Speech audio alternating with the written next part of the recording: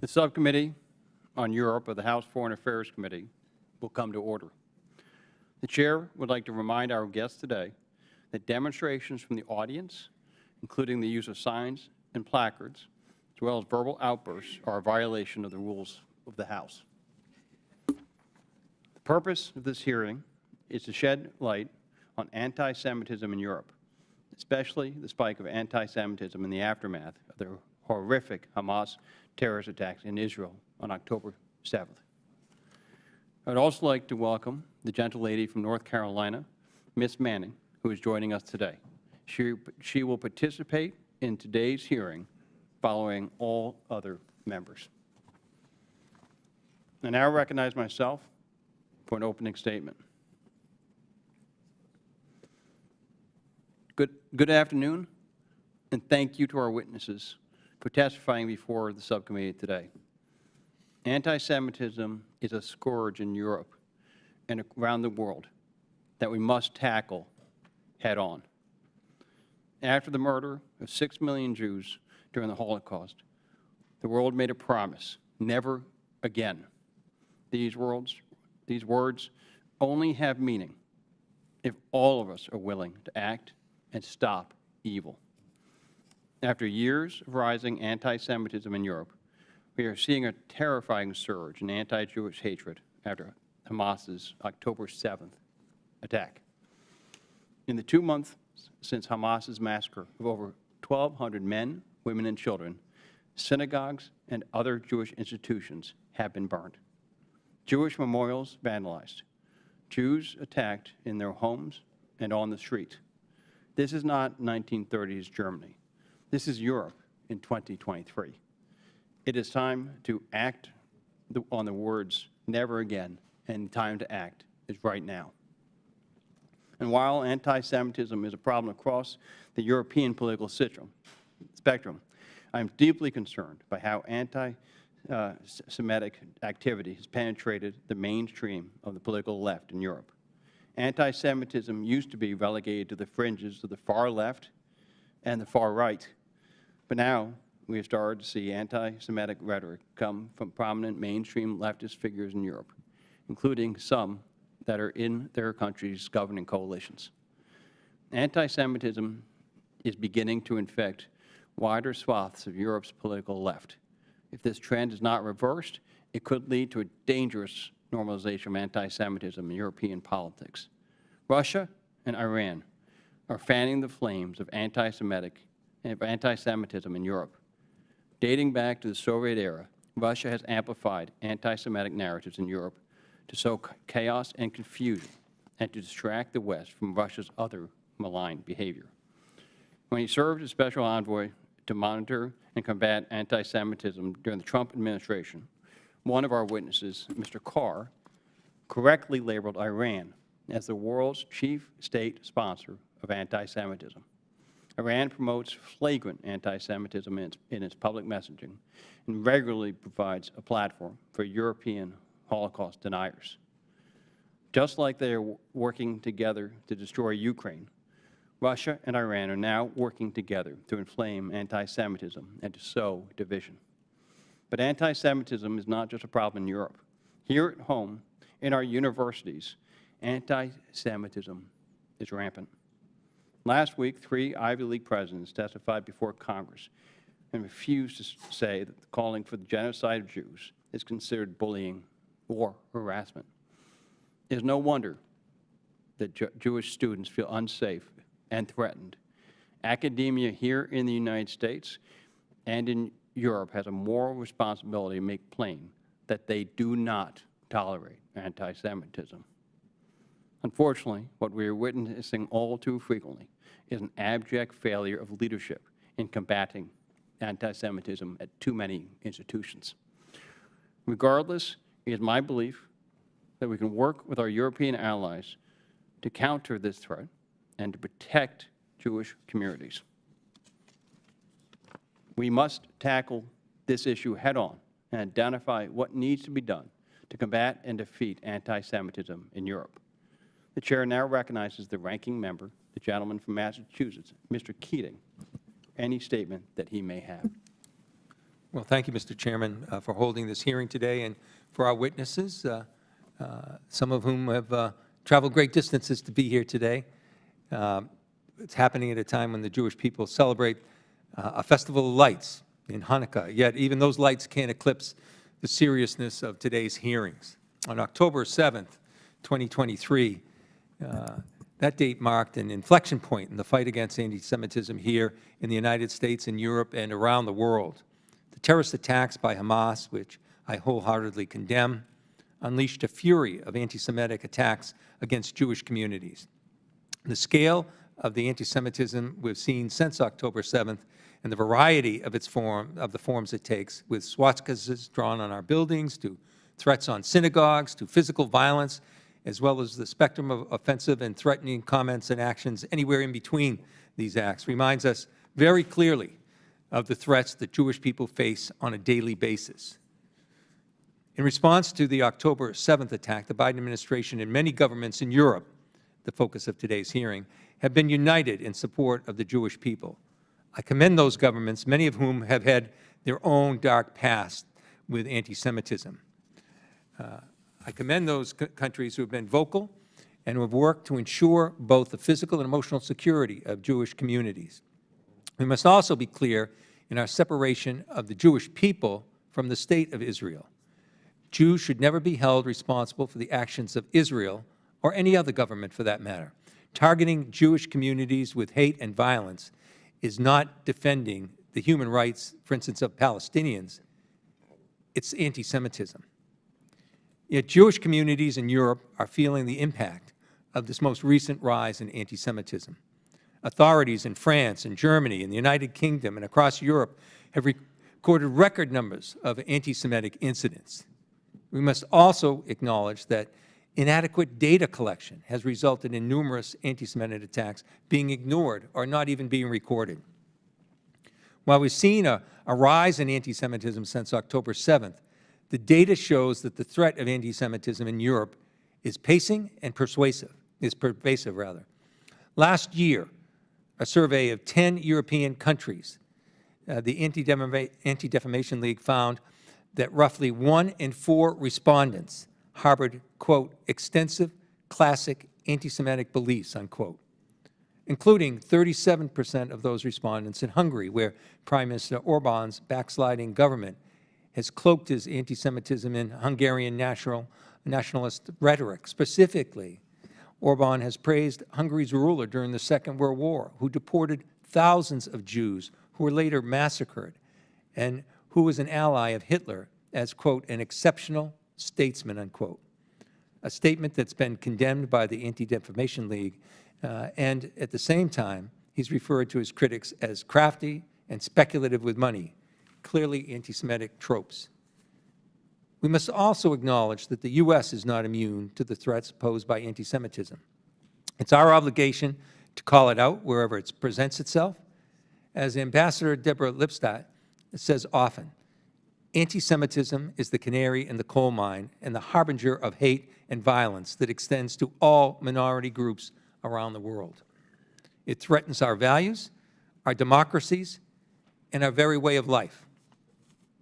Thankfully, significant steps have been taken in the U.S. and Europe to combat anti-Semitism, and they should not go unrecognized. In 2021, for example, the European Commission published the first ever EU strategy on combating anti-Semitism and fostering Jewish life. As of July of this year, 17 EU member states have published their own national strategies on anti-Semitism, and 8 other member states are in the drafting process.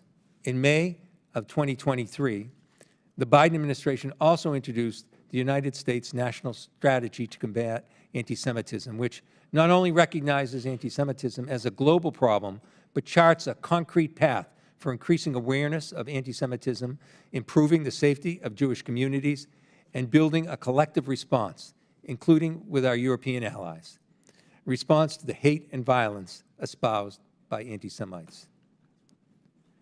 We've also acted here in Congress. In November, I introduced HRES 872, along with House Task Force on Combating Anti-Semitism Co-Chair Brian Fitzpatrick, to reaffirm the need to work with Europe to combat anti-Semitism and fight hate. wherever it's present. I thank my colleagues from both sides of the aisle who have co-sponsored, including Representatives Manning, Schneider, and Granger, who have worked for years on this issue. Of course, there's significant work still to be done, and I look forward to the testimonies of our witnesses to better understand the threat posed by anti-Semitism and how we can find, from transatlantic solutions, permanent ways to deal with what is a permanent threat to Jewish life around the world. So thank you, Mr. Chairman, and I yield back. Thank you, Mr. Keating. Other members of the subcommittee are reminded that opening statements may be submitted for the record. We are pleased to have a panel of distinguished witnesses before us today on this important topic. Mr. Elan Carr is the Chief Executive Officer of the Israeli-American Council. Rabbi Abraham Cooper is the Associate Dean and Director of Global Social Action at the Simone Rodan-Benzaquen Center, and also the Chair of the Commission on International Religious Freedom. Dr. Matthew Levitt is the Former-Wexler Fellow at the Washington Institute for Near East Policy, and Ms. Simone Rodan-Benzaquen is the Managing Director of the American Jewish Committee, Europe. Thank you for being here today.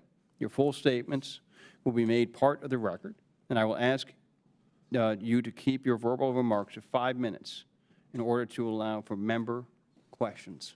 I now recognize Mr. Carr for his opening statement. Chairman Kean, Ranking Member Keating, honorable members, thank you for inviting me to testify before you today, and thank you for focusing on the crisis of rising anti-Semitism, which poses a threat not only to Jews, but to society itself. My name is Elan Carr, and I'm the CEO of the Israeli-American Council, the advocacy and mobilizing organization for the Israeli-American community. During the last administration, I served as the United States Special Envoy to monitor and combat anti-Semitism. Members of Congress, anti-Semitism has been rising dramatically in much of the world over the last decade, and Europe is no exception. In 2018, the European Union's Fundamental Rights Agency conducted a survey of Europe's Jews, and the results were alarming.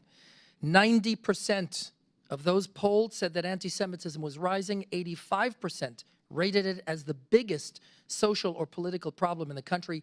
40% feared that they would be physically attacked within the year. Who could have imagined that less than 80 years since the end of the Holocaust, Jew hatred would be surging, even in the very countries where the Holocaust occurred? The October 7th pogrom in Israel dramatically accelerated the trends of the past decade. More than 1,000 anti-Semitic attacks occurred in France in the month after October 7th. In the first week following the Hamas massacre, Germany saw a 240% increase of such incidents.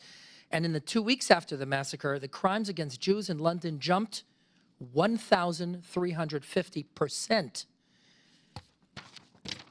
One might have thought that the mass murder and mass kidnapping of Israeli children, women, and men, often in acts of incomprehensibly sadistic cruelty, would have at least temporarily quieted the world's Jew haters.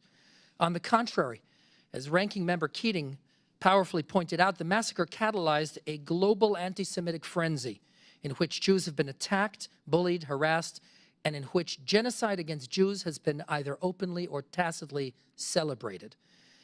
3 distinct extremist ideologies are driving this disturbing surge in Jew hatred, both in Europe and here at home. Racial supremacists on the far right see Jews and Jewish organizations as a threat to the cultural or religious purity of the West. Militant Islamists consider Jews to be dangerous heretics who have no place in society and certainly no place in the Middle East. And neo-Marxists on the radical left pervert concepts of social justice to define Jews as apex predators within an intersectional hierarchy of systemic oppression and racism. This view targets both diaspora Jewish communities and the Jewish state, such that Israel is seen as a white-passing colonialist power against whom any form of so-called resistance is justified. Propagators of all 3 poisonous worldviews use the internet and social media to great effect, spreading their venom virally and globally at the speed of a click and rapidly radicalizing thousands. It is important to remember that each of these ideologies pose a threat to all of us, to our pluralistic societies and democratic values. These are destructive movements whose goal is to dismantle fundamental aspects of our civilization. At stake, therefore, in this fight is not only the future of the global Jewish community, but the very survival of modern Europe and America as we define it today. Rather than dwell further on the extent of the problem, allow me respectfully to propose 7 tangible measures that, if implemented, would go a long way to reversing this terrible trend. First, the United States should encourage our European allies to subsidize the cost of security for Jewish communities. Static security personnel for synagogues and Jewish schools is an essential measure, especially now. Some European governments partially subsidize that cost, for example, the United Kingdom. Many others do not. U.S. diplomats should press our allies to help defray reasonable costs of their Jewish community security requirements. Second, Europe must correct the hostile climate in its universities. Student leaders in multiple European countries reported to me that the price Jewish students must pay for physical safety on campus is their complete divorce from Zionism and the State of Israel. It should go without saying that it is anti-Semitic to coerce Jews to forego aspects of their Jewish identity, including Zionism. Since October 7th, the campus climate has become dramatically worse. 30 days after the massacre, the European Union of Jewish Students reported a horrendous increase in anti-Semitism. Even university officials have been a source of the poison. For example, the trade union for the staff of University College London passed a motion calling for a mass uprising against Israelis and, quote, intifada until victory. These are university officials. Widespread anti-Semitism in educational institutions is doubly dangerous in that it produces the next generation of anti-Semites while inculcating fear in the next generation of Jews. U.S. officials can apply pressure here. Third, we should work with our allies to implement the International Holocaust Remembrance Alliance definition of anti-Semitism.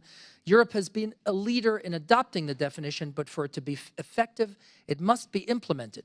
For example, by incorporating it into the training of law enforcement personnel and university administrators, and by employing it as a teaching tool in schools. We should work with our allies to do that. I want to take a moment to thank Congressman Lawler of this committee, who's been a leader in adoption of the IRA definition. Fourth, European countries should refuse to harbor militant Islamists. A moderate French imam recently called for the deportation of all militant Islamists who are not citizens of France, and France has previously expelled several radical imams. Militant Islamist populations are a threat to everyone. European governments would be wise to act in exercising their legal authority. Fifth, we should hold our allies accountable for casting consistently anti-Israel or pro-Iran United Nations votes. Some European countries repeatedly vote in favor of overtly anti-Israel resolutions. Just last week, the United States cast the lone vote at the Security Council to veto a one-sided resolution. We are grateful to the Biden administration for doing the right thing here.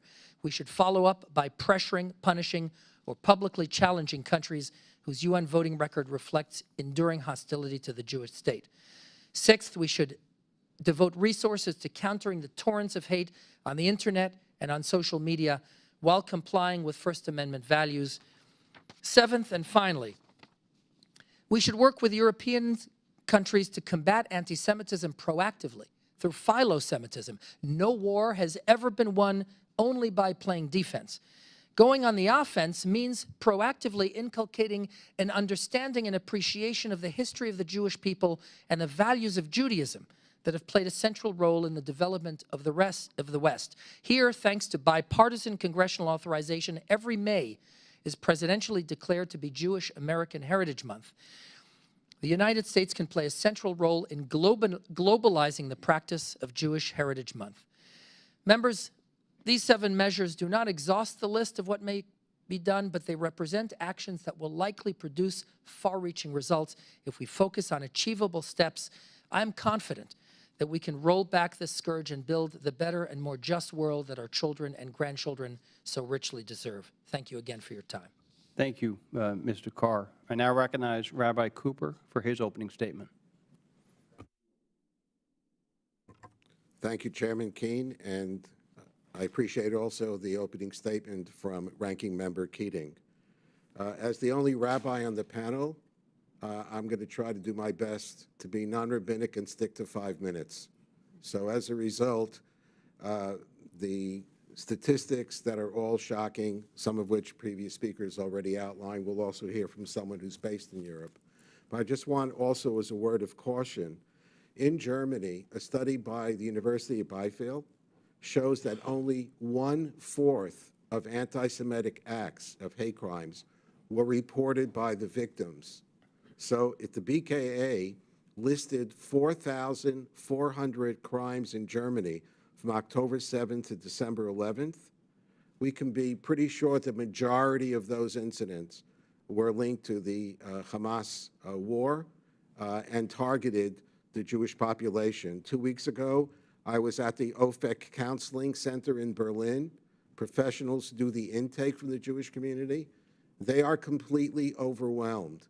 They were then, from October 7th to December 6th, 647 requests from the Jewish community for help. There is a grand total of about 250,000 Jews in all of Germany. So the situation there is quite overwhelming. And I would also say, while we certainly welcome the idea of anti-Semitism czars or monitors across Germany, led by Felix Klein, very, very well-suited person, we've also had to call out 2 of those czars for their anti-Semitism, Michael Blume, as well as Gerhard Urlich, who, instead of backing the Jewish community, have made statements that have actually legitimized Jewish hatred. But let me go directly to a list of suggested recommendations that could be applicable to all countries in Europe. Number 1, the safety of Jewish residents. We need to implement enhanced measures, including increased surveillance to ensure the physical safety of Jews in Europe. And yes, it's come to that in many locations. Secondly, when necessary, relocation support. Provide support for Jews in high-risk areas to relocate to safer locations. Number 3, hate crimes legislation. Enact stronger hate crime laws with stiffer penalties to deter anti-Semitic acts. There are many, many rules and laws that are on the books in Europe, but clearly the enforcement and the penalties need to be stiffer because we're facing a tsunami. Number 4, detention and deportation of illegal Islamist operatives. Detain or deport operatives of illegal Islamist entities such as Hamas and Hezbollah, and all of whom commit, as we know, serious acts of anti-Semitism. Number 5, it's important for countries like Germany, but not only, to establish partnerships for receiving back rejected asylum seekers.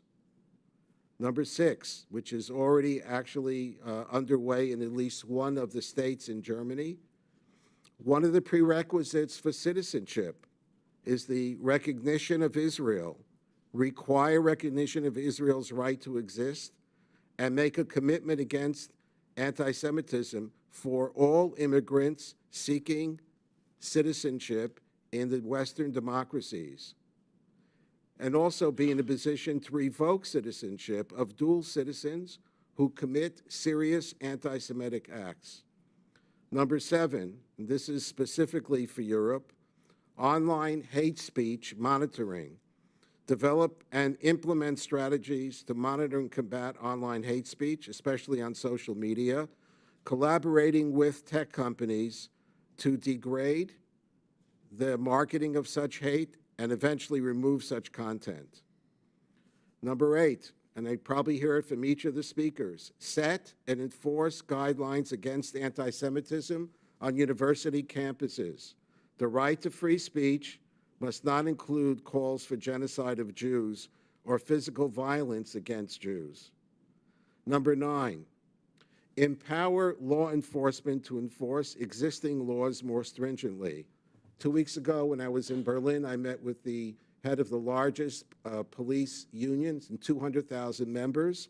They are asking for more guidance, for more education, and for more signals from the political establishment about making sure they could move against demonstrations that feature symbols of terrorist groups like Hamas or ISIS and chants of anti-Jewish slogans. In order to do that, law enforcement personnel have to be educated about the pernicious impact of anti-Semitism, and they must be instructed by the political establishments, left, right, and center, to enforce the law more stringently. Number 10, develop a coherent asylum policy that permits entrance of individuals after approval. Asylum seekers across Europe must not automatically receive permission to stay until a decision regarding their status is clarified and completed. Number 11, I didn't know I'd be sitting next to the world's expert, but I'll just say, freeze and disrupt Islamist funding infrastructure. Destructive financial networks of entities like Hamas and Hezbollah that are linked especially to Turkish and Qatari banks. Cease foreign funding of mosques and of the training of imams. We need collectively to prevent mosques from receiving overseas funding that enables external influences. Monitor mosques systematically for anti-Semitic rhetoric and act decisively in the case of violations. Holocaust in Israel education. I'll just say, there are 3 or 4 different areas, but the most important part would be, as Elan Carr just said, we want to educate young people in Europe about the core values of the Jewish people, not just don't hate a particular group. And when it comes to the commemoration of the Holocaust, on either side of the Atlantic, I think we've reached a point that we should only attend the memorial programs for dead Jews with people and institutions who show respect and concern for live Jews. I say that as the Associate Dean of the Simon Wiesenthal Center, a leading institution devoted to the teaching of the lessons of the Holocaust. And 2 more points. We need to do away with UNRWA. You might say, what does UNRWA have to do with anti-Semitism in Europe and the United States? It's very simple. If nearly 90% of the people in Gaza backed October 7th, these are people who grew up and went to school in UNRWA schools. They were taught not peace curricula, but war curricula. And so we need to do away with UNRWA and begin to treat Palestinians as adults, put the money in escrow, create systems in which they can control their own educational systems, but in a way in which the donor nations can actually see what's being taught. And finally, besides, of course, supporting the Abraham Accords, we must make sure that every European country designates the Iranian Revolutionary Guard Corps as a terrorist organization. Thank you. Thank you, Rabbi Cooper. I now recognize Dr. Levitt for his opening statement. Chairman Kean, Ranking Member Keating, distinguished members of the committee, thank you for the opportunity to appear before you today and discuss the potential terrorist implications of the sharp rise in anti-Semitism in Europe. I want to say what an honor it is in particular to appear on this panel with the people sitting to my right and my left. Last week I visited Israel and saw firsthand the horrific results of the massacre Hamas carried out targeting Israeli communities on October 7th. I bore witness, a term we really haven't used since the Holocaust, to what is left of Kfar Aza and the atrocities Hamas executed there.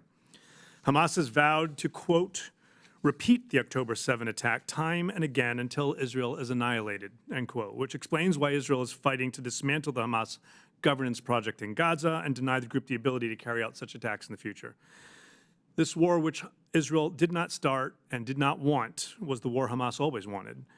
What Hamas could not have anticipated is that even after carrying out such a brutal attack, the group would enjoy vocal support in pockets of anti-Semitic protests around the world, including in Europe and the United States. Most protesters are rallying against the war and casualties in Gaza, but an alarming number protest Israel's right to exist, praise Hamas and the October 7th attacks. An alarming number have crossed from protesting Israeli actions to targeting Jews in general. In the most recent case, a 16-year-old was arrested in Austria for trying to procure a weapon to attack a Vienna synagogue, as if that will create a Palestinian state. As a result, Israel's National Security Council issued a travel warning for over a dozen countries, including the UK, France, and Germany, warning Israeli citizens to take additional precautions while traveling in those countries. That's the reality for Israelis and Jews around the world today. These anti-Semitic incidents create an echo chamber which rationalizes and legitimizes violence targeting Israelis, Jews, and anyone seen as supporting them. Taken together, this anti-Semitism creates an environment ripe for increased terrorism. Consider, for example, the rise in the use of hate speech and symbols, threats and intimidation and violence at these protests. A number of protesters have displayed overtly pro-Hamas and anti-Semitic symbols at pro-Palestinian protests. German police broke up a pro-Hamas celebration led by Samidun, a front organization for the U.S. and EU designated Popular Front for the Liberation of Palestine, which Germany has since banned from operating in the country. The use of hate speech and anti-Semitic imagery not only perpetuates the virulent hatred that fueled Hamas's attack on Israel, but can and does result in acts of real-world violence against Israeli and Jewish targets worldwide. Ilka Salmi, the European Union counterterrorism coordinator, recently noted his concern that the Gaza crisis is producing tensions in Europe which could lead to polarization, which could then in turn lead to terrorism in Europe. In the days following the October 7th attack, a number of Hamas and other terrorist leaders called for protests around the world. Khalid Mishal, for example, a senior Hamas official currently residing in Qatar, called for a day of rage. This sparked widespread fear around the world, particularly in Jewish communities. Here in the United States and in the UK, for example, Jewish schools closed their doors. Children of Israeli diplomats were warned not to attend public schools for their own safety. Some protesters have adopted radical pro-Palestinian symbols and slogans, from the river to the sea, a phrase that by the definition calls for eradication of the state of Israel, not the creation of a Palestinian state. Demonstrators here in Washington insisted that Palestinians should resist Israel, quote, by any means necessary, a phrase which condones the use of terrorism. In the weeks since October 7th, a variety of terrorist organizations have issued calls for violence. Al-Qaeda in the Arabian Peninsula released a statement calling on Muslims everywhere to target and kill every Jew, American, and British citizen. Far-right neo-Nazi groups have done the same. Accelerationist groups have done the same. The German Federal Office for the Protection of the Constitution found that October 7th galvanized a wide variety of extremist groups based in Germany, from the far left to the far right, as groups from both ends of the ideological spectrum took to social media to spread disinformation and advocate expressly for violent action. The most pressing security challenge in the West, in the U.S. and in Europe both, to emerge from October 7th and the resulting war is the threat of inspired plots and lone actor terrorism. The FBI director has warned of this. European officials, including EU Home Affairs Commissioner Ylva Johansson, have warned of this. And while many people associate the tactic of inspiring lone actors and small groups to carry out acts of terrorism with Sunni jihadist groups like Al-Qaeda and the Islamic State alone, Iran and its proxies have actively created online networks aimed at inspiring Shia jihadist attacks as well. In a report discussing the emergence of lone Shia actors in the United States several years ago, the National Counterterrorism Center described the occurrence of a catalyzing event as one key risk factor they're looking for that could lead to an increase in lone actor terrorist attacks from Shia extremists. October 7th certainly qualifies as such an event, which, compounded by the staggering increase in anti-Semitism across the globe, has inspired terrorist groups to mobilize their followers to violence. Earlier this year, I co-authored a Washington Institute study with Mustafa Ayad, the Executive Director for Africa and the Middle East and Asia at the Institute for Strategic Dialogue, which dug into Iranian efforts to inspire Shia homegrown violent extremist attacks.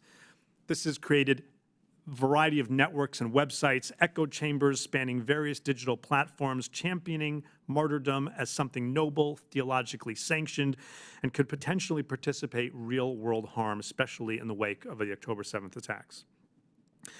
This all is true, especially true given the staggering spike in anti-Semitism around the world. As Ilka Salmi, the EU counterterrorism coordinator, notes, I think there is a possibility that pro-Palestinian demonstrations, notably unauthorized ones, could give rise to violence against real or perceived supporters of Israel, including Jewish citizens and their institutions. EU member state governments should do all they can to protect European Jews from such violence. The reality is that they have their work cut out for them. Thank you. Thank you, Dr. Levitt. I now recognize Ms. Rodan-Benzaquen for her opening statement. Chairman Kean, Ranking Member Keating, distinguished committee members, thank you for the opportunity to discuss the scourge of anti-Semitism in Europe today.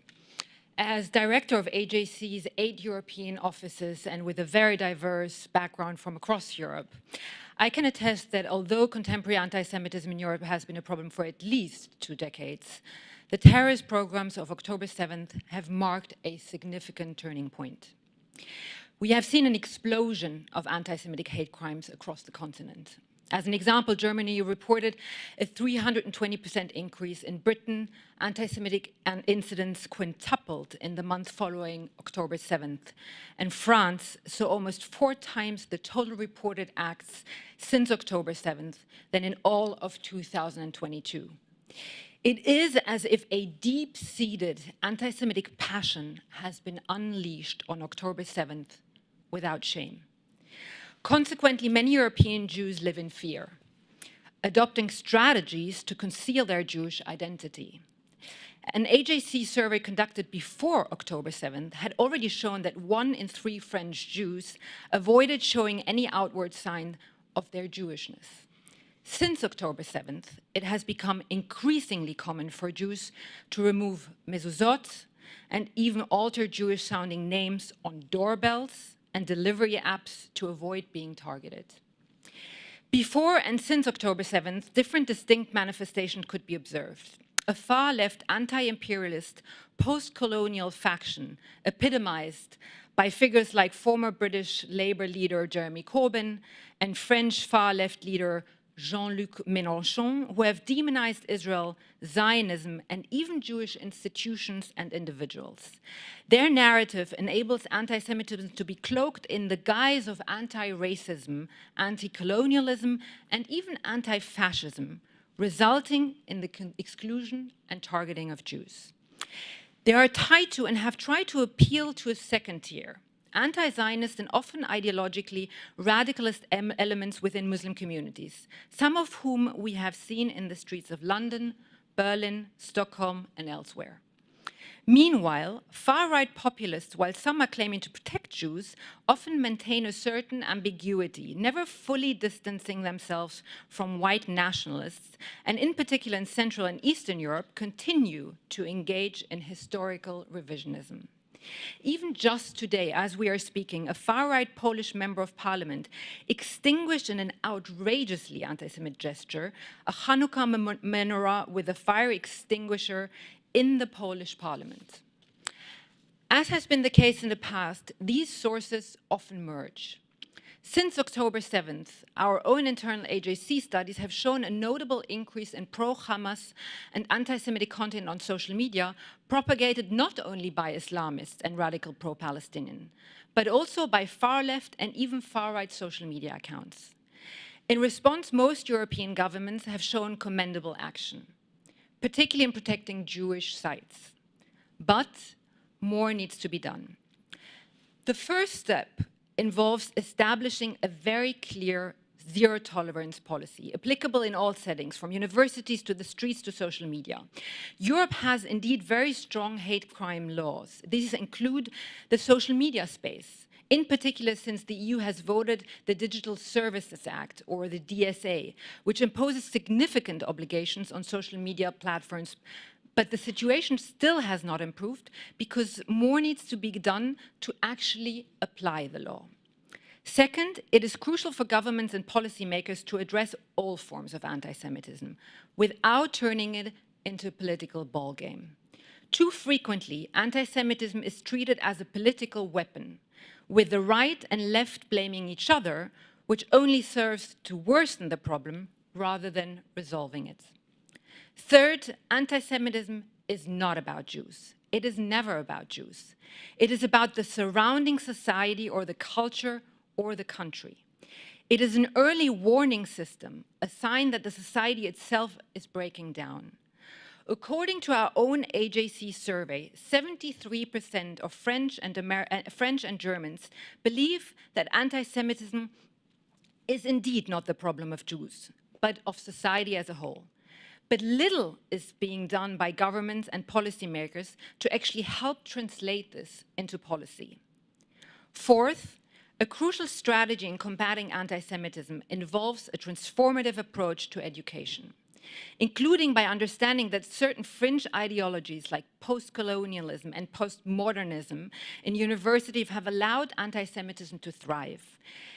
Education ministries and universities need to make sure that educational systems actually encourage open dialogue and critical thinking rather than ideologies.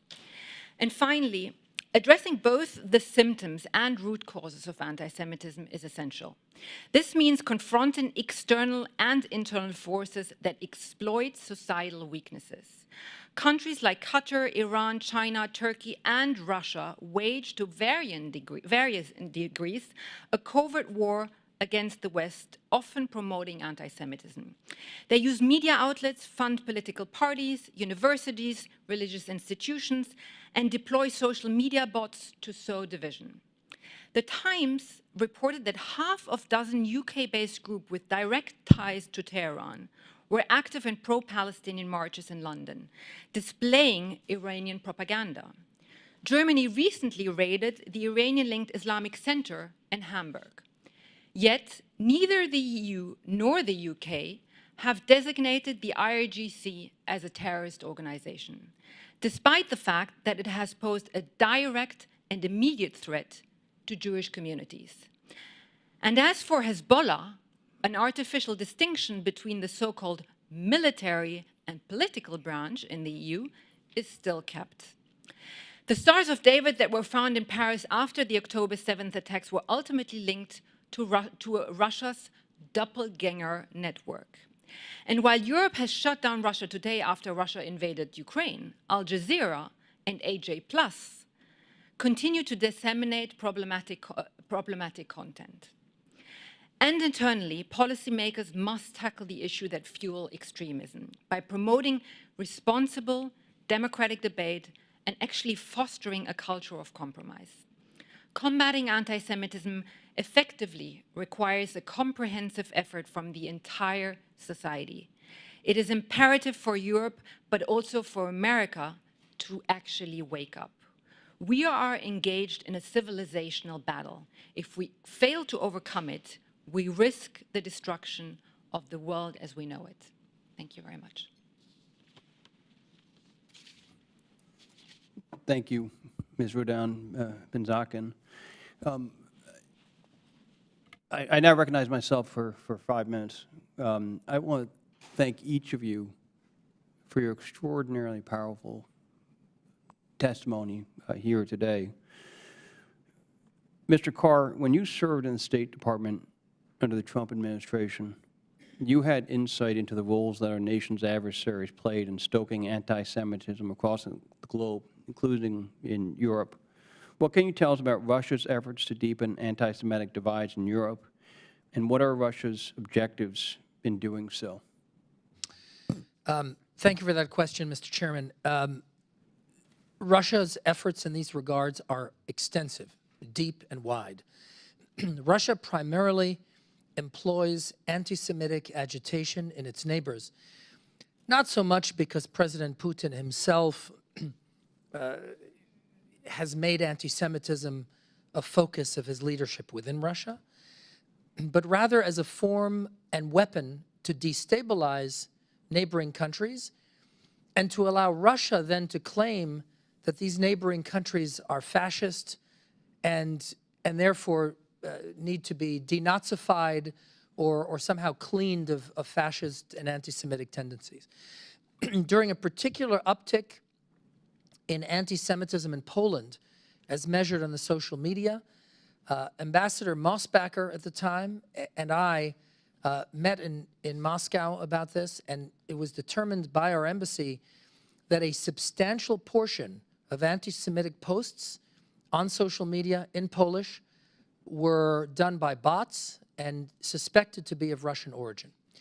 There is no question with regard to Ukraine that not only anti-Semitic posts on social media, but actual anti-Semitic attacks, vandalisms, various anti-Semitic agitation and foment, even leading to physical violence, were performed by Russian allies within Ukraine. Now, this is not to say that there isn't anti-Semitism in Poland and Ukraine. There certainly is. There's anti-Semitism everywhere, as we know, sadly.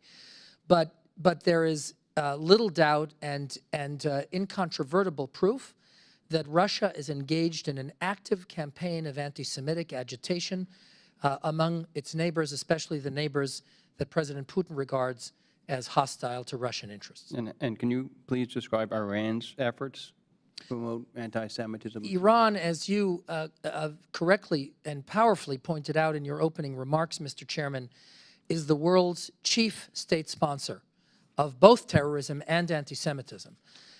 It is an exporter of anti-Semitism throughout the world. It is funding anti-Semitic movements and anti-Semitic agitation in multiple countries.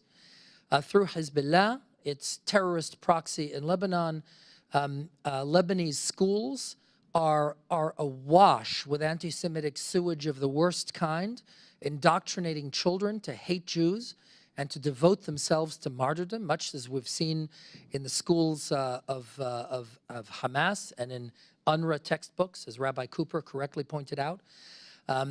This now extends to Latin America, where Iran and Hezbollah both have substantial networks and are promoting destabilization in those countries and actually terrorism in those countries.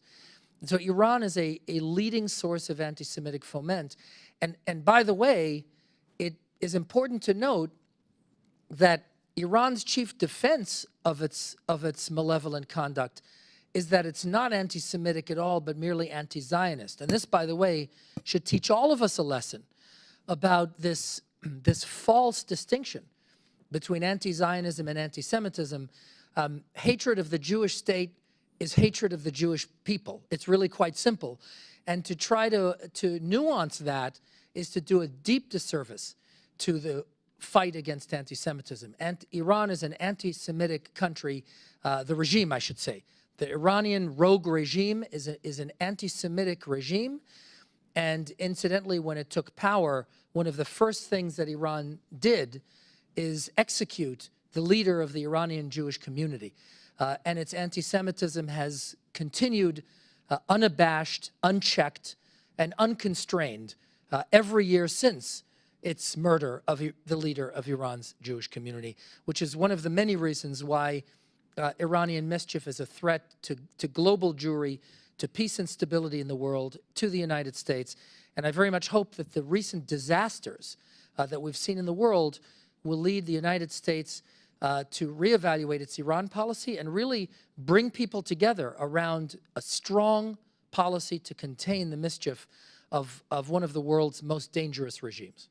Thank you, Mr. Carr. Dr. Levitt, Iran and its proxies in Lebanon, Gaza, and elsewhere are leading exporters of anti-Semitic hate and violence. Additionally, the IRGC has helped plan attacks against Jewish communities in Europe. Do Hamas and Hezbollah derive financing or support from Europe? And what could be done, what more could be done by the European governments to block this support, and how can the U.S. help? Thank you for the question. Both Iran and Hezbollah get a tremendous amount of money, plus weapons, intelligence, and other support directly from Iran. But they both also fundraise in Europe. And just today, there is a meeting in Europe, and the U.S. government is represented there in an effort to build together a task force to more productively and proactively target Hamas financing in Europe.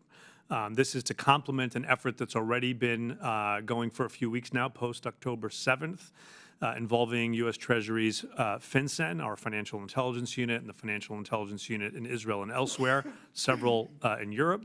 To do this, it's incredibly important because in the case of Hamas in particular, Hamas's budget got more money from its control of the Gaza Strip over the past few years than any other source, even including the amount of money it got from Iran.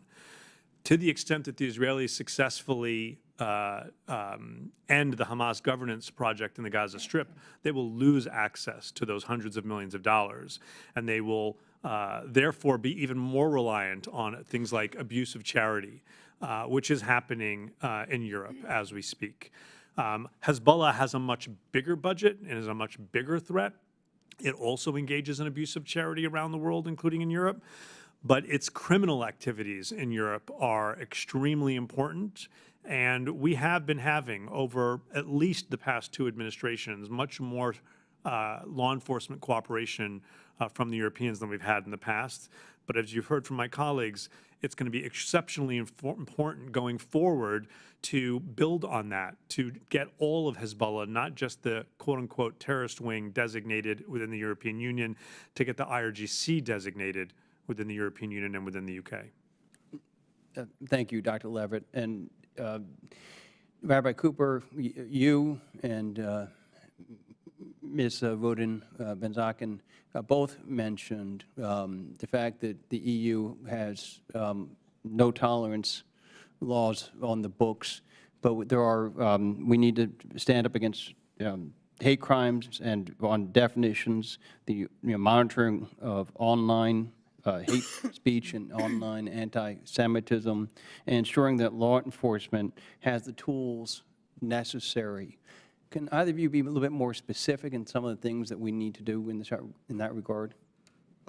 Well, if you allow me just to start, I can tell you that I'll be in Berlin again tomorrow, and we're going to be pursuing a relationship with the police, people who trained the trainers.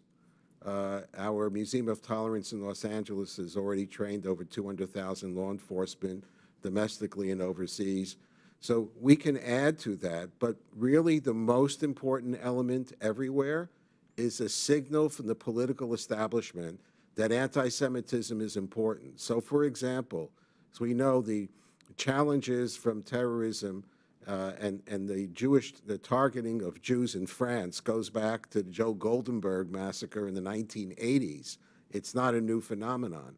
But in recent decades, I think we have to give the police in France pretty good grades for doing their job. But the judicial system in France refuses to even put the murderers of elderly Jewish women permanently in jail, let alone hold others culpable if they come from the bottom of the socioeconomic range. A lot of politics and ideology seep into the judicial system so that French Jews don't have a confidence in the system. In Germany, there are a lot of laws on the books, but as one example about Iran's kind of nefarious influence, they created a holiday from a Muslim holiday from whole cloth called Al-Quds Day, which is about taking back Jerusalem from the Jewish people and having the Muslim world control. And the demonstrations that took place on the streets of German cities, year after year, despite our protestations and other Jewish organizations, that was the first time since the Hitler era in which death to the Jews was chanted in Germany. That was a seed, a poison seed that was planted by the Iranians, and it's taken this long for Germany and other countries to wake up to it. And I think as long as we're talking about it as well, let's remember that Iran is a state that sponsors, that pushes the denial of the Shoah, Holocaust denial. It doesn't stop them from using Holocaust imagery to demonize Jews in the Jewish state and to mock the victims of the Holocaust. But when you have the full power of the state behind a big lie, as we know from tragically from our Jewish history, terrible things can happen. And we live in an era today in which everything local is global, and everything global is local. So whether it's Al Jazeera from Qatar or Al-Manar from Hezbollah, using their substantial reach into the Arab and Muslim world, they're the ones who are getting that poison opportunity to spread that poison seed across European societies and democracies. And I would just say, in terms of Germany, for example, the focus really needs to be on the younger people, the children of the immigrants, to try to reach them and explain to them in the 21st century why, as a citizen of Germany, it's important for them to understand what happened in the Nazi Holocaust and what steps, as good citizens, they need to embrace in order to make sure it doesn't happen again. Thank you. Ms. Rodan-Benzaquen? I mentioned earlier on the need for a zero-tolerance policy. There are indeed great laws in Europe, across the European continent, far more stringent laws than here in the United States. But one of the big problems, as was just mentioned, was they are not really always applied, and this absolutely needs to change. There is, when you create a feeling of impunity, when people have the impression that they can basically say or do whatever they want, this only creates further anti-Semitic acts. And so it absolutely starts with the social media. Under the DSA, so under the Digital Services Act that was voted by last year by the European Union, social media platforms have an obligation of transparency and have an obligation to remove content when it contravenes European laws. Despite the fact that there is such a huge amount of anti-Semitic content online, the social media companies are today not really obliged. So they will get a letter from the European Commissioner alerting them about the situation, but there are no real consequences. There are no real consequences in terms of financial consequences, and there are no real consequences in terms of potentially being shut down at some point. So there needs to be a very clear message to social media companies that they have a responsibility. We know that the path between words and beliefs and actual acts exist. We know it because we have experienced it in the past here in the United States and even in New Zealand and of course in Europe, where we know that people have become radicalized online. People have expressed their anti-Semitism, their racism, their radicalization online, and then have actually acted upon it. So there absolutely needs to be a very clear zero-tolerance strategy, especially because we have seen that when things are being done, they bear results. I'll give you one example. France was one of the only countries that at the very beginning, after October 7th, because it had experienced times where there were horrible anti-Semitic acts in times whenever Israel was facing Hamas, decided to shut down anti-Semitic, pro-Palestinian, pro-Hamas, anti-Israel demonstrations in the streets of Paris, Marseille, and elsewhere. And it produced results. When you look today at the world, including here in the United States, France is probably one of the only countries where you have very little anti-Semitic demonstrations in the streets of France. So whenever the country actually sends out a very clear message that there are consequences when people behave in an illegal way, it works. So my recommendation is and has been to European governments to actually use the laws that they have and just apply them. Thank you. I now recognize Ranking Member Keating for any questions he may have. Thank you, Mr. Chairman. Listening to all our witnesses, there was one common thread that came about that I think really underscores an important point. Some of the comments revolved around that anti-Semitism is an early warning system for breakdowns, that it's a sign of societal weakness in countries, that it's being used in many ways. And I think there's an important point here that how anti-Semitism is being used, too, as a political weapon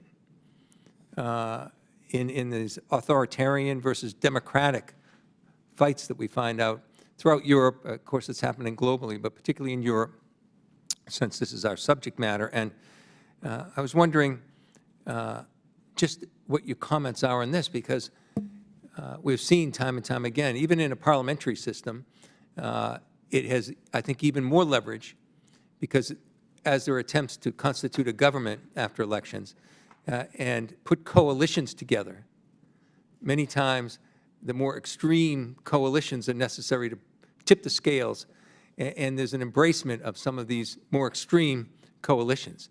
And within those coalitions, I've observed myself, and I think many of you have referenced that, that anti-Semitism finds its way threading through in sometimes overt ways, sometimes more subtle ways, but it's there.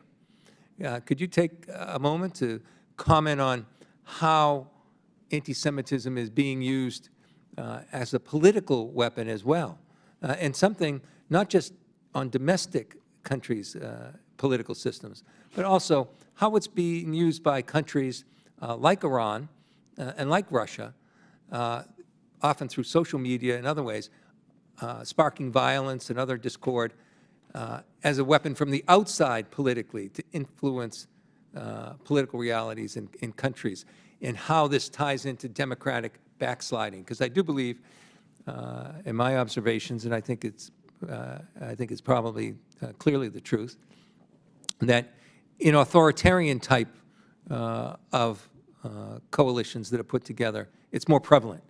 And the result is attacking democracies. And since we've seen some democratic backsliding in Europe, can you comment on, number one, how this can be used and how you've observed it being used to influence political outcomes, elections, and how it's used by authoritarian types of coalitions versus democracies? Ranking Member Keating, let me be I'll jump in. I'll be the canary in the coal mine in this one, for starters, if you will. Our namesake, Simon Wiesenthal, of blessed memory, he was a victim of the Nazis. He lost, together with his wife, 89 members of their family, and he spent the rest of his life fighting to rehabilitate the basic concepts of justice. And I was honored to know and work together with him and Rabbi Marvin Heyer for 29 years until he passed. He said a very important thing. He said, where democracy is strong, it's good for Jews, and where it's weak, it's bad for Jews. And he didn't learn that lesson at university. He learned it from real life. I think your point about the coalitions is very well taken, especially if we look, for example, at Germany, which right now has a coalition that includes the Greens and the right wing, and it's right now fairly stable. But every German member of the Bundestag I've spoken to, and every member of the media, the AfD comes up in every conversation. That is a political party in which, let's just say, the far right feels very, very comfortable with.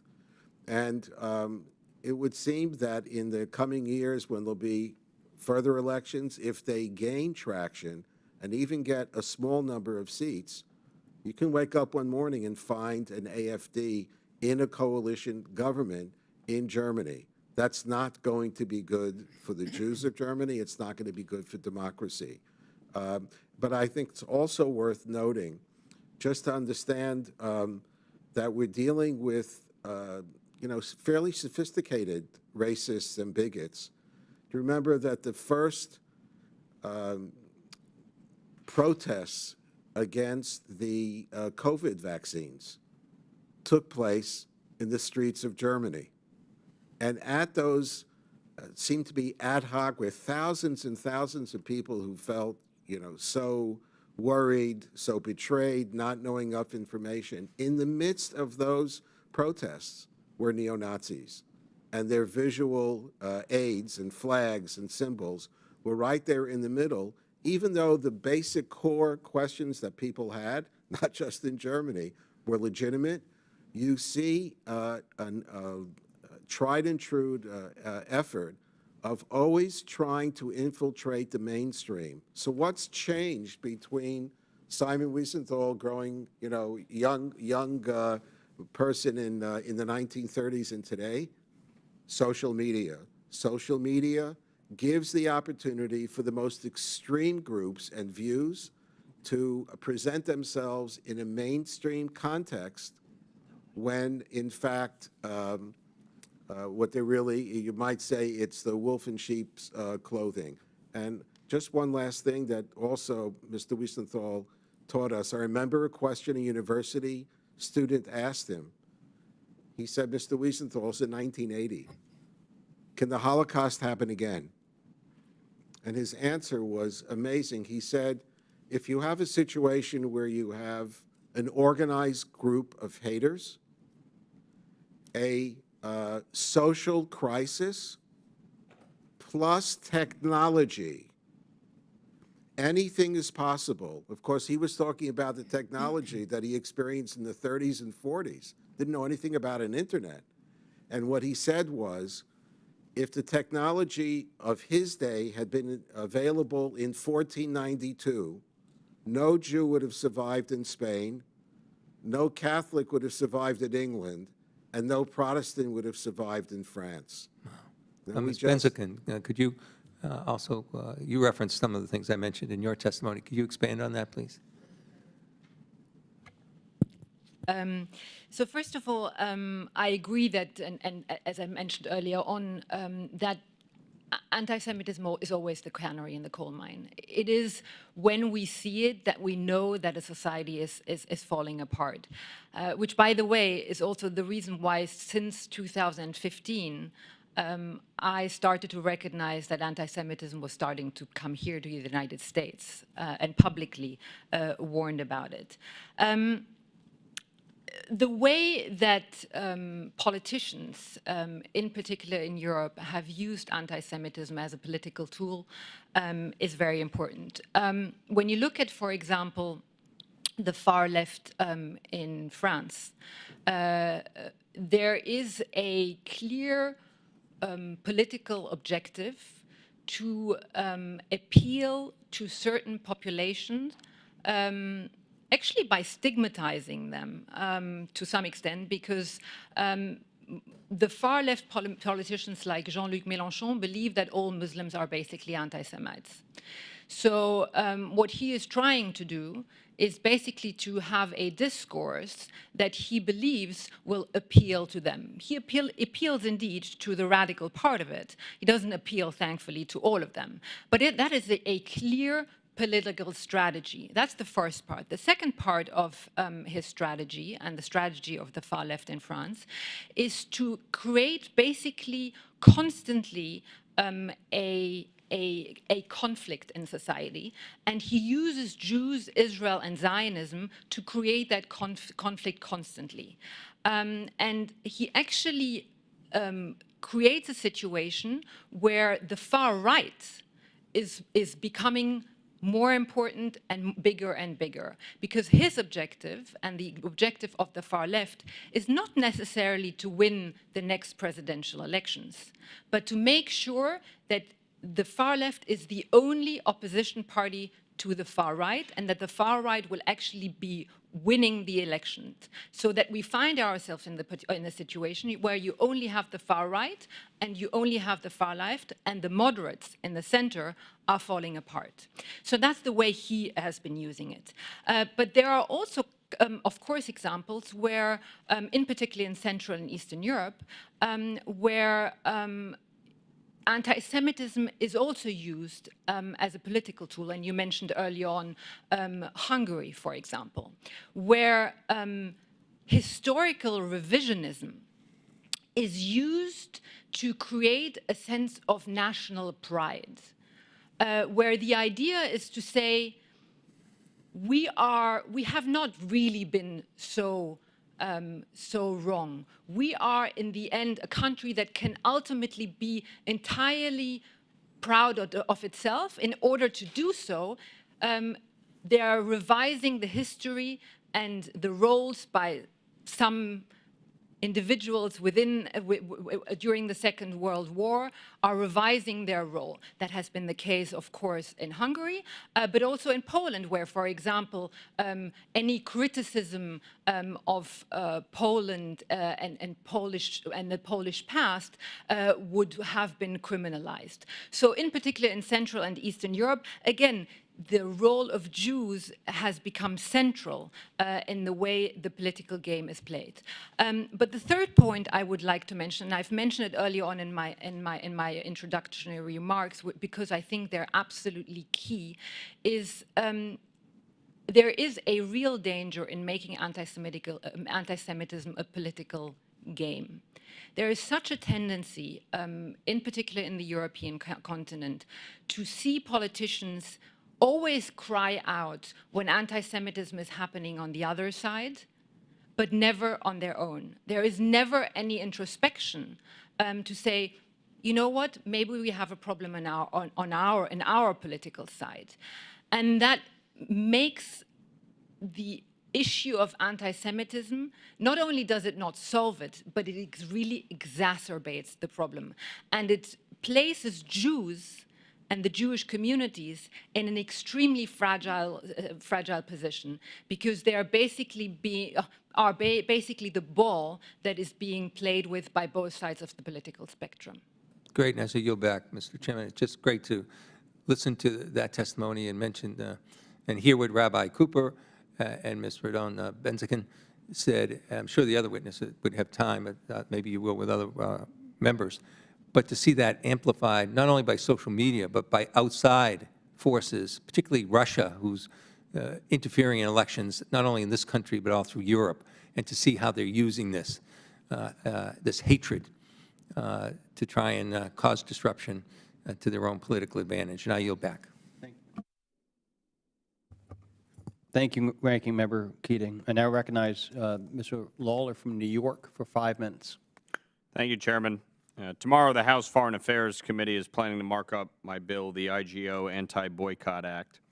While existing laws already disincentivizes other countries from boycotting Israel, this bill would disincentivize IGOs, like the UN and EU, from supporting BDS efforts. This is long overdue, and I look forward to moving this critical legislation through the committee. What does the BDS movement look like today in Europe and across other allied countries and IGOs around the world? Sure. First of all, thank you for your efforts and for your bill. It's very important. As the person here today to kind of make the connection between what's happening and the anti-Semitic rise in terrorism, I just want to point out that an overwhelming number of entities in Europe that are the engines for BDS are fronts for terrorist organizations. If you look just, for example, at Samidoun, which I mentioned earlier, affiliated with the Popular Front for the Liberation of Palestine, if you look at some of the Hamas front organizations, what BDS has become is the public, legitimate face of anti-Israel activity. This is the way that you can engage in anti-Israel behavior and pretend that what you're doing is within the law. It's typically the public-facing side of what these entities and individuals are doing, and then there's other things that they're doing behind closed doors. But it's not simple and well-intentioned and just trying to get Israel to change certain behaviors. It ultimately is about trying to end Israel. If I can add, and to first of all say, Congressman, thank you for all your efforts, not just within the committee, but on BDS and how it links up to the issue here of anti-Semitism. Our researchers at the Wiesenthal Center, I think, came up with, when you think about it, becomes obvious, but it's worth just stating it. Remember SodaStream? That was the first major global blowout. And when you heard the BDS proponents saying, oh, no, this is not about Israel. This is about the occupied territories and the fact that SodaStream has its factory in the occupied areas, and if they just move it, that'll be the end of the problem. When it was explained that there'd be 50 or 60 Palestinian families that no longer have a breadwinner, that Jews and Arabs had exactly the same monetary compensation, couldn't care less. Rule number one about BDS, they don't care about individual Palestinians. Secondly, the next step, not advertised, was now not about a particular spot in the Holy Land, but attacking all of Israel. There you can, I think, go to a certain ice cream brand that was utilized, but there were many other, you might say, more serious examples in which suddenly the state of Israel was demonized, trying to sort of put it into that 20th century South African slot of being a colonializer, an occupier. We know all of the lies. The third step has now then extended outside of Israel to Jews who supported Israel, to Zionists. And now we've landed in the fourth and final level, in which you have, just last Friday night, down the Wilshire Boulevard corridor, demonstrations, protests, following pretty much the narrative of Hamas, with spray paintings in an area that has synagogues and many Jews, especially Persian Jews, living there. So you've seen the evolution between starting out just about occupied territories to where we are today, yep, which is saying that BDS is a legitimizer of anti-Semitism on both sides of the Atlantic, and I commend you again for your efforts. Thank you. In the short time I have left, Mr. Carr, I recently introduced the Anti-Semitism Awareness Act, which requires the Department of Education to use the IRA working definition of anti-Semitism and its contemporary examples. Can you speak about the importance of the IRA working definition and the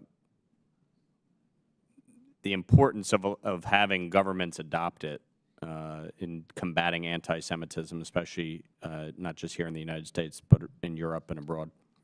Certainly, and actually I thanked you in my opening remarks as well for your leadership on the IRA issue. Let me just very briefly say first about BDS, that BDS is nothing other than the modern use of one of the oldest tactics in the book of anti-Semitism, which is denying economic intercourse to the Jewish community, the kind of economic activity that it needs to survive. It's war against Jews by other means, and BDS is the modern iteration of that. It's nothing other than nothing different than brown shirts standing in front of Jewish shops saying, "Don't buy from the Jews, kauft nicht bei Juden." That's what BDS is, and it's very important to recognize it for what it is. With regard to IRA, step one in confronting a threat is understanding the threat.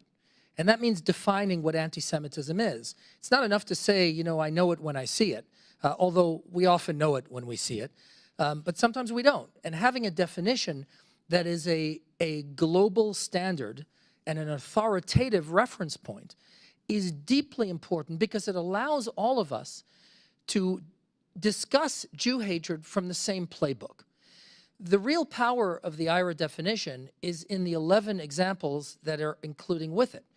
And those examples not only capture traditional, you know, we might call it medieval anti-Semitism, you know, Jews responsible for all maladies in the world, or Jews exhibiting malevolent control over social institutions, but it also captures the so-called new anti-Semitism. And so one of the examples is denying the Jewish people the right to self-determination, for example, by saying that the existence of a state of Israel is an anti-Semitic endeavor, or a racist endeavor. That's an example.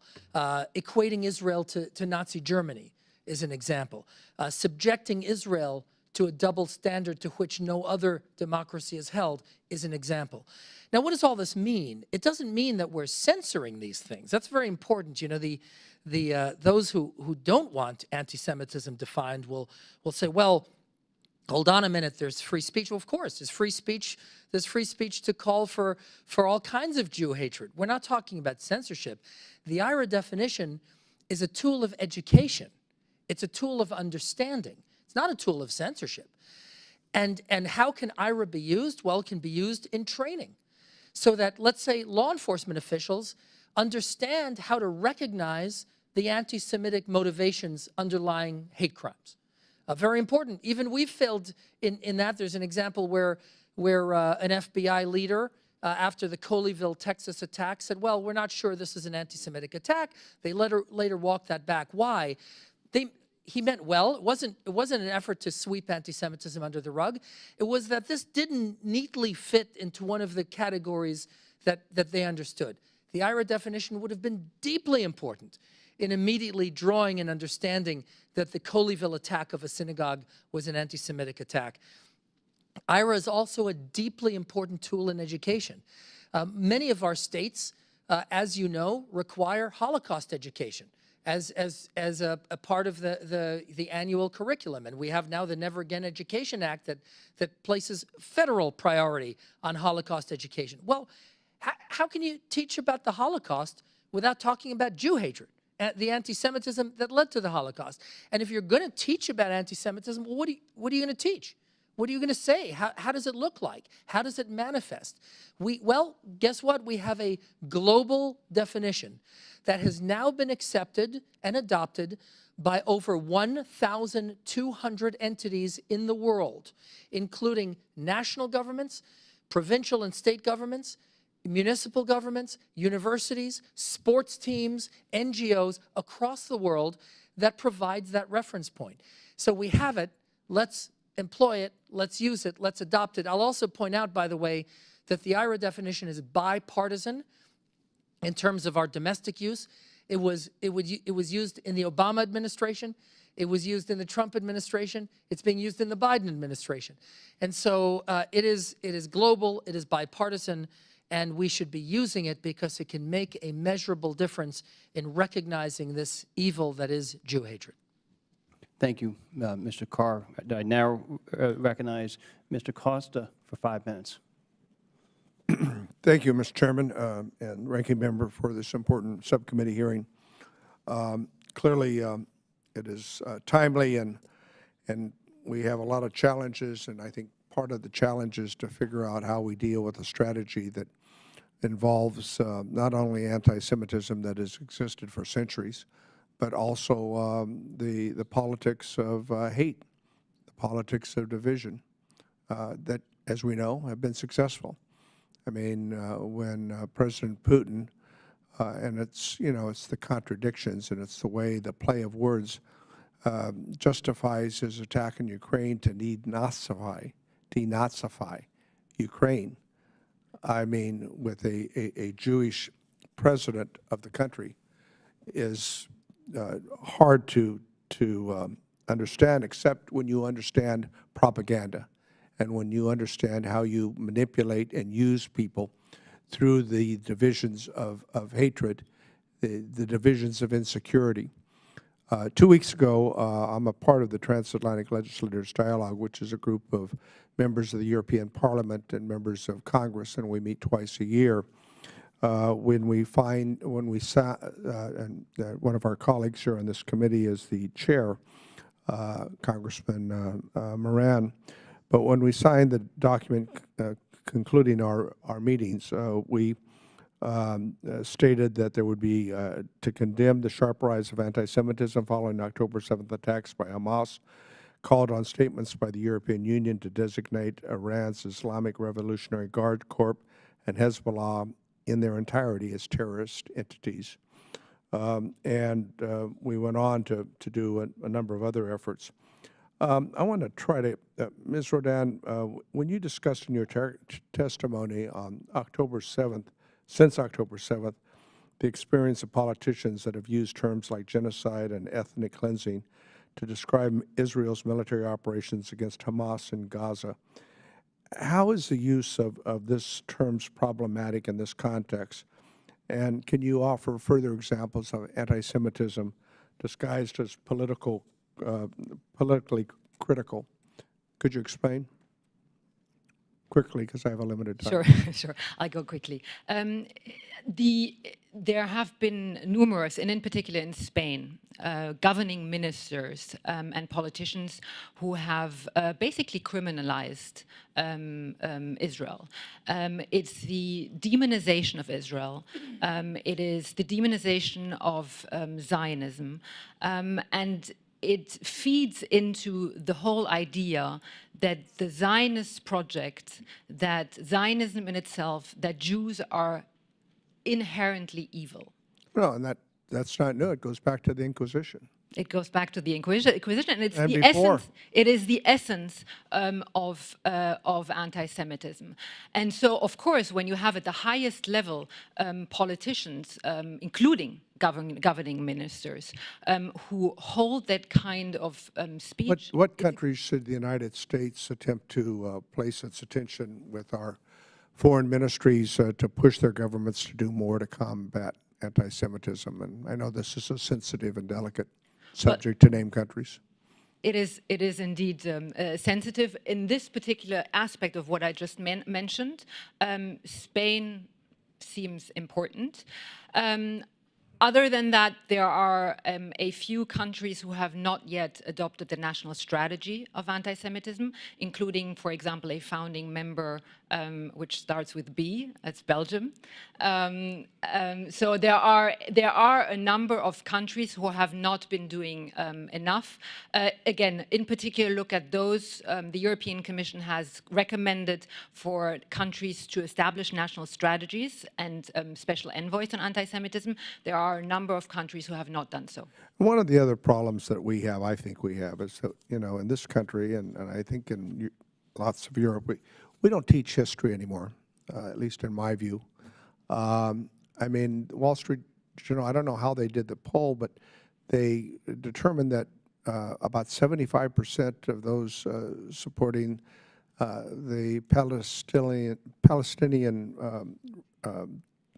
individuals, and I think it's horrific what's happening in Palestine and what Hamas is doing. But that aside, they did not know what the river to the sea meant. They didn't know which river and which sea. It just sounded like a good thing that everybody was saying.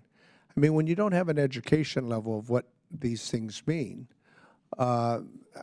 it plays on people's fears, it plays on people's hates, and the way the media constructs this whole effort, I think is really cause for us to figure out how we can come together. My time's expired, but this is, Mr. Chairman, an effort that we're going to have to continue. And while we can talk a lot about it, I think what's lacking is trying to come up with a coherent strategy that we can embrace in some fashion that's bipartisan and that really reflects not only our country but our allies in Europe, because we're in this together. I have expended the rest of my time. Thank you, Mr. Chairman. Thank you, Mr. Costa. I now recognize Ms. Dean from Pennsylvania. Hi, thank you, Chairman Kean. Thank you, Ranking Member Keating, for holding this important hearing. And I thank all of our witnesses for giving us your expertise and your experience with what is an incredibly troubling issue here in the United States and letting us know more closely what is going on in Europe. I represent suburban Philadelphia. These issues are extremely important to me and to my constituents. I care deeply about doing everything we can to call out anti-Semitism, as you so eloquently pointed out, because it is a horror in and of itself, but what it does as a precursor to other acts of bigotry and violence is so very troubling. I was wondering if maybe, Rabbi Cooper, you could take a look at pre-October 7th, post-October 7th, and do a comparison contrast United States, Europe, if that's a possibility? Well, the statistics pre-October 7th were pretty dismal on both sides of the Atlantic. Correct. And nothing slowed down the violent anti-Semitism in our shores, not even COVID, not even when synagogues and churches were shuttered. That didn't stop the bigots and the haters and the anti-Semites from those kinds of assaults and attacks. And so when Christopher Wray talks about 63% of the hate crimes targeting 2.4% of the population, he's actually referring to pre-October 7th. Right. What really changed on October 7th, which I don't think anyone anticipated, and we're still trying to come to grips with the horror, is two words: yes, but. We've been hearing yes, but on both sides of the Atlantic, shockingly, because as the extent of the brutality, the depth of brutality of October 7th played out. And remember, the Nazis worked very hard to cover their crimes. Mm-hmm. Hamas was live streaming their crime. It's almost to this day. Yes. I think, everyone in this can't speak for everyone, but I would assume, we assume that people would say, you know what, the Palestinians have to reconfigure what it is they want and what commitment they're going to make to a peaceful future, because what we saw is outside the bounds of humanity. Instead, we heard yes, but. And the reference was made to Spain, to France, where you had, I think, 90% of Jewish students in French universities before October 7th having experienced anti-Semitism. But the change in terms of on the ground in Europe, it's unleashed, I think, pent-up hatred against the Jews. And in this country, led by those who are pushing the Hamas narrative, it's taking anti-Semitism to levels and to depths that we never anticipated. To depths, such dangerous depths. Ms. Rodan-Benzaquen, how do I pronounce your name? Perfectly. That was okay. I'm a former professor. I taught at LaSalle University in Philadelphia for 10 years, and I was a teacher of writing, rhetoric, argument. But mostly I was a teacher of get your education, get your facts, know what you're talking about. And I'm also about to give a commencement address, and I've been stewing over what to say to these graduates at a local university. I think every one of you spoke about education. What would you say in terms of the importance of education around these issues in order to free us from the ignorance, the veil of ignorance that is so much in the face of this anti-Semitic growth? Thank you very much. So you're absolutely right. Education is key, and we know, or we've known in Europe for a very long time that we have a problem. Back in the very early years of 2000, for example, there was a book that appeared that was called The Lost Territories of the Republic. And in that book, it was described that in certain schools, the Holocaust could not be taught anymore because students would rebel. Students didn't want to talk about it. In France, Holocaust education is compulsory. And they didn't feel that they had anything related to that. So, 20 years later, of course, this problem has only become bigger. So one of the things I think that is key is to explain and show and demonstrate that what happened then is relevant today, and how hate has changed and what it means for people for young students to actually experience it. It's often seen as something that was in the past. it's often seen as something that is irrelevant to them. But when young people understand that what they are currently seeing, experiencing, is not so different than what happened in the 30s, this is relevant. And I think the way we are teaching right now history, the way we're teaching right now Holocaust education is not doing that sufficiently in Europe. Not making that connection. I very much appreciate that, and I think we have an obligation as educators to make sure our young people and not so young people know our past, know the world's past. But I think we also have an obligation to call out political leaders who stoke that ignorance, who stoke the language of bigotry, of anti-Semitism. We could talk all day, but I do thank you for all of your work. Thank you. I yield back. May I add something briefly, Mr. Chairman, or not? Is that not permitted? No, I'm the chair. Thank you, Representative Dean. The chair now recognizes Ms. Titus. Thank you, Mr. Chairman. Mr. Carr, you said that some states have programs in their school curriculum about the Holocaust, and that's required by the legislature. That is true for Nevada. In fact, I led that effort in the state legislature some 30 years ago. And in addition to the Jewish groups that supported it, most of the support came from the Nevada Endowment for the Humanities. And it's ironic to me that some people who claim now to be so concerned about anti-Semitism want to defund the Endowment for the Humanities.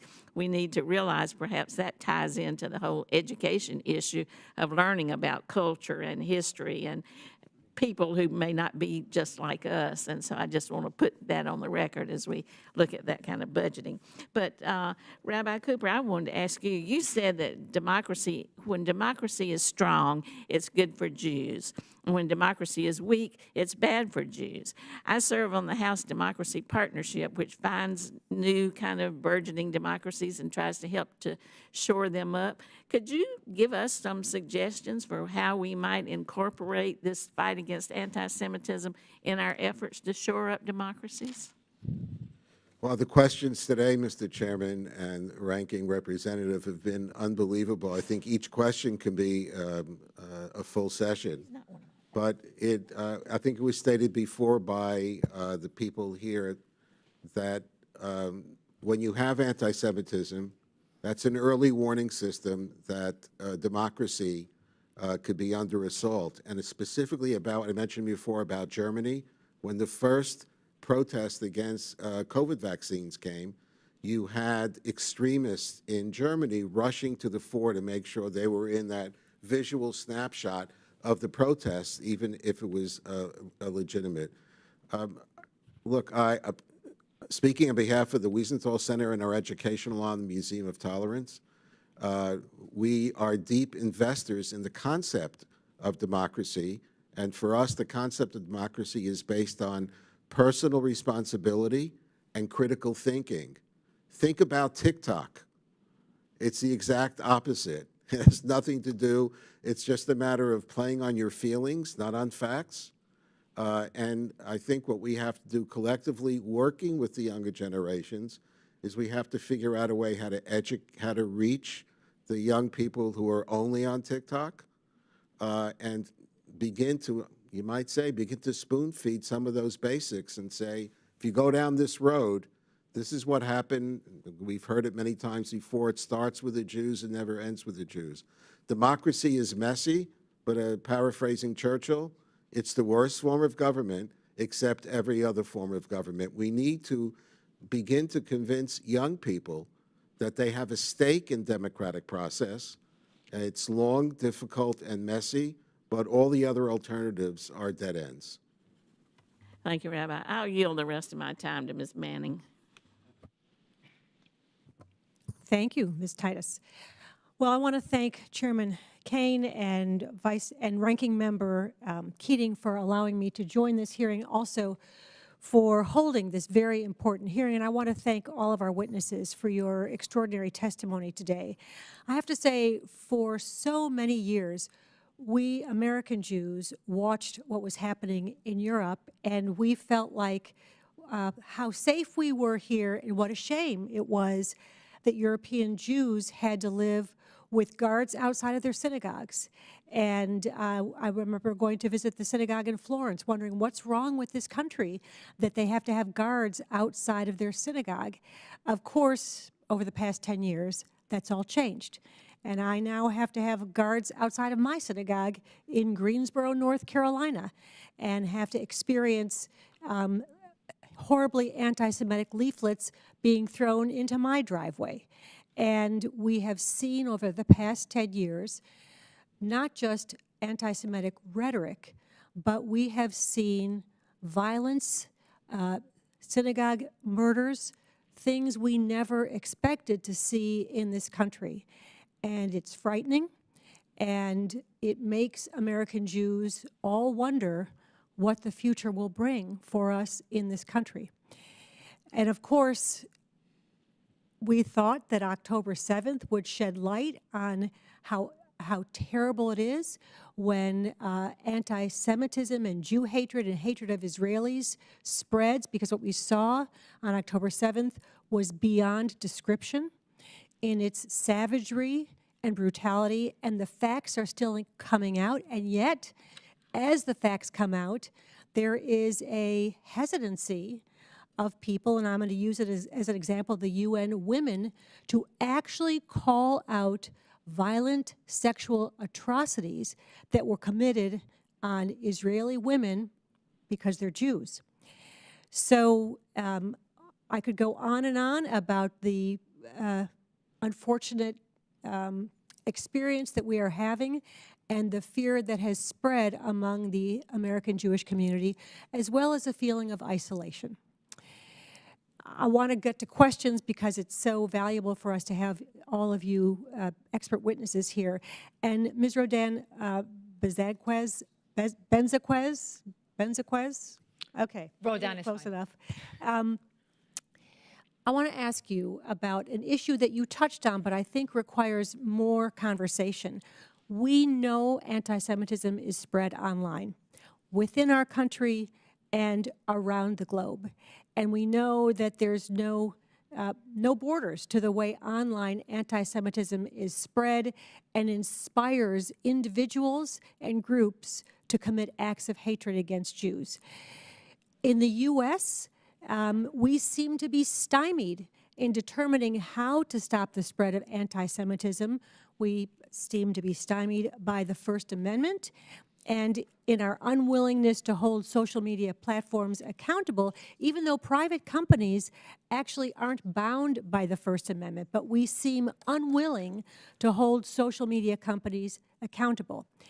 So it appears that the European countries are more willing to crack down on social media platforms. So what can we learn from them, and what best practices can we learn from how European countries are cracking down on spreading of anti-Semitism online?